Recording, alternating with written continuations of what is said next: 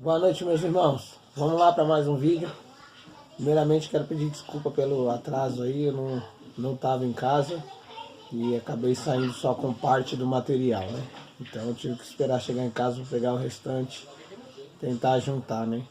Peço também que vocês tenham compreensão, porque de acordo a gente está seguindo aí nos livros, a gente está percebendo que cada livro mais riqueza, mais contexto e menos tempo, né? Pra gente dar conta de tudo, né? Hoje a gente está em 2 Samuel, né? 2 Samuel é um livro muito rico também. A gente já começa a ser cada vez mais desafiado, porque trabalha em cima de um homem segundo o coração de Deus, né? Um homem rico em lições para nós com relação ao nosso relacionamento com Deus, exatamente porque ele conseguiu ser e receber o título de um homem segundo o coração de Deus, né? Quem de nós não queria receber esse título de saber que o nosso coração está realmente alinhado ao de Deus, não é verdade? Então, em 2 Samuel, ele já começa com duas situações na qual o homem tenta intervir para garantir o resultado de Deus, né? E eu acho que isso é o primeiro desafio para nós. Quantas vezes nós sabemos que Deus tem algo para nós, mas a gente não tem a paciência de esperar e achamos que a gente pode dar alguma cortada de caminho ou alguma ajuda, né? Ou, na maioria das vezes, até nem é o que Deus quer para nós. Deus tem algo ainda melhor, mas por a nossa pressa, a gente prefere cortar um pouquinho o caminho ou dar alguma ajudinha para que aquilo se conclua de acordo com os nossos planos. E esquece que às vezes nem é o plano de Deus, não é verdade? E Davi, a gente já conseguiu ver muito dele em 1 Samuel, enquanto ele esperava, né? Mesmo com o rei Saul e sendo entregue às mãos dele para ele poder matá-lo com as próprias mãos e assumir o trono, ele recua, porque ele não toca no ungido do Senhor. E porque ele sabe que o plano de Deus é o plano perfeito. Se Deus falou que ia ser, vai ser, não precisa ninguém intervir, né? E já no começo de 2 Samuel a gente vê dois casos nos quais os homens vão lá e tentam fazer coisas para bajular Davi, né? Quantas vezes nós queremos ser bajulados pelas coisas que estamos fazendo, né? Às vezes está na obra do Senhor e está esperando aquele tapinha nas costas, aquele elogio, né? Quando na verdade a gente não está fazendo para homens, a gente está fazendo para o Senhor, né? Acho que uma das coisas que Davi nos mostra constantemente é que ele fazia para o Senhor, né? E é legal porque Davi não só evita receber essa bajulação do homem, como também ele trata com repúdia o fato do homem querer assumir o lugar de Deus.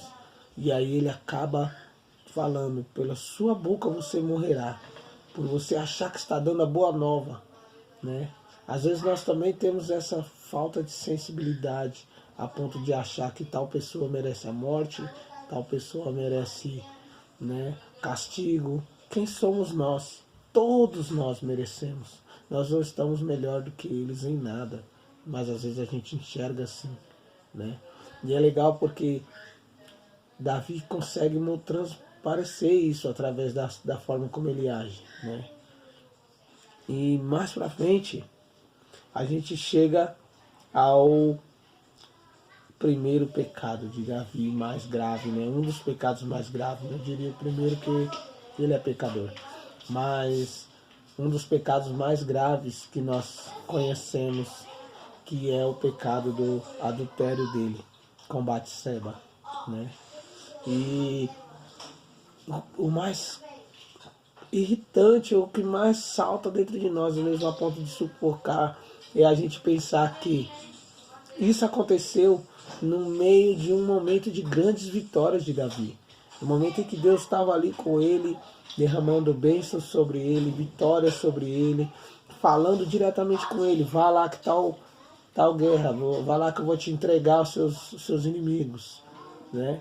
E no meio disso, Davi se distrai por um segundo em um dos momentos em que passeia pelo seu palácio e ele encontra uma mulher que pertence a outro, e aí ele cai em adultério. Mas eu acho que a pior parte do adultério é de Davi. Não é só o fato dele ter consumado esse adultério, mas que depois disso ele tenta articular, consertar, e aí ele começa a tentar fazer com que o marido de Batseba vá para casa. E por 2 vezes ele tenta, e por ele estar sendo ali correto, ele não aceita, ele fala, não vou para casa, enquanto os meus colegas estão morrendo lá na guerra, outros estão aqui fazendo tua segurança, porque eu vou para minha casa deitar com minha esposa, eu acho isso injusto, eu vou ficar aqui. E sem ação, sem saída, Davi acaba colocando ele na linha de frente para a morte, né?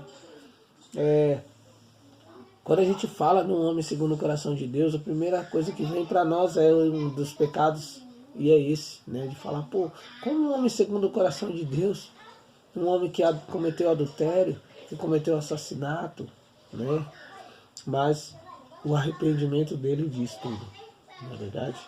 E a gente sabe que, se a gente for acompanhando o resto da história, mais para frente ele continua sendo humilde, ele passa por momentos difíceis e ele recua e ele foge, né? Um dos momentos com o próprio filho. Qual dor é maior do que quando a gente é traído por alguém próximo a gente? Aí é que aflora mesmo o desejo de justiça, de agir, de fazer, de atacar, de cobrar. E Davi recua, ele foge. E mesmo quando os homens vão lutar por ele, ele fala, tem piedade de Absalão, né? Outro momento em que ele mostra um homem segundo o coração de Deus. Porque Deus faz a mesma coisa com a gente. Se Deus for nos tratar da maneira que nós merecemos ser tratados, coitado de nós, né? Então Davi demonstra misericórdia em um momento que qualquer um mostraria ira, né? A gente em casa às vezes passa o filho falar que alguma coisa de mal e já vem na nossa cabeça, a gente faz tudo por essas crianças e olha como eles nos tratam, né? Imagine um filho fazer toda uma articulação para ser declarado rei em alguma cidade e de repente começar a montar exército para matar o próprio pai, né? Como será que isso vem ao coração? Não é verdade? E o outro pecado de Davi, que até segundo Samuel trata como um dos maiores também, é o fato dele mandar contar os homens, né? Como se fosse algo pertencente a ele. É um dos momentos em que ele se deixa permitir ser dono de alguma coisa, quando na verdade ele não é dono de nada. Tudo é de Deus. E ele declara isso todo momento. Mas o mais legal é que no mesmo momento ele já conseguiu reconhecer e falar, Senhor, me perdoa. Me perdoa porque eu pequei. Eu não deveria ter contado os homens, né? E Deus fala para ele, você tem 3 opções de castigo, né? E ele escolhe a que ele acha que vai ser mais leve. E mesmo assim, ele ainda se sente ridicularizado porque ele vê a consequência nos outros. Ele vê a consequência do pecado dele resvalar em outros. E nós, será que nós estamos tendo essa sensibilidade de saber que o nosso pecado não atinge só a nós? É muito legal isso que Davi também nos passa, né, para a gente pensar. Como será que nós estamos agindo com relação aos nossos pecados? E o que será que a gente pensa quando a gente está agindo com uma forma pecaminosa? Será que a gente está sendo responsável por os nossos entes? Ou estamos trazendo a responsabilidade apenas pensando em nós mesmos, né? Davi, no momento em que ele escolhe a sentença e no momento em que ele vê as consequências acontecendo, ele ainda vai a Deus e fala, Senhor, tem misericórdia, eles são apenas ovelhas, eu sou o responsável, eu pequei, né? Então, era isso que eu queria deixar para a gente começar a pensar, né? Amanhã a gente tem uma ligação aí para fazer, espero que todos consigam participar e tragam bastante coisas também, né? É como eu trouxe para vocês, né? É sempre bom A gente tem aprendido bastante juntos e na sua maioria das vezes eu aprendo mais do que o que eu trago.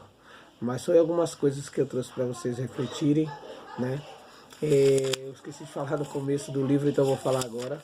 A visão geral de 2 Samuel é a restauração da nação de Israel pelo poder de Deus, né? E em sua maioria, o que mais a gente vê na história toda de Samuel é recomeços, reconstrução, se reunindo, restaurando, né? É muito legal que a gente vê restauração de nações brigadas entre si e quando o rei assume, restaura, vamos lá, vamos voltar tudo de novo, né? A gente vê que no final de 2 Samuel é Davi voltando, depois de tudo a confusão com Absalão. E aí você vê quantas pessoas correm até ele antes dele atravessar o Jordão para voltar, já tentando restaurar, reconectar, né? Uns por interesse, outros por amor e por arrependimento dos erros, mas ambos vão até ele buscar a restauração, né? Então fica aí para vocês esse resuminho. Amanhã a gente se fala. Fiquem com Deus. Até amanhã. Abraço.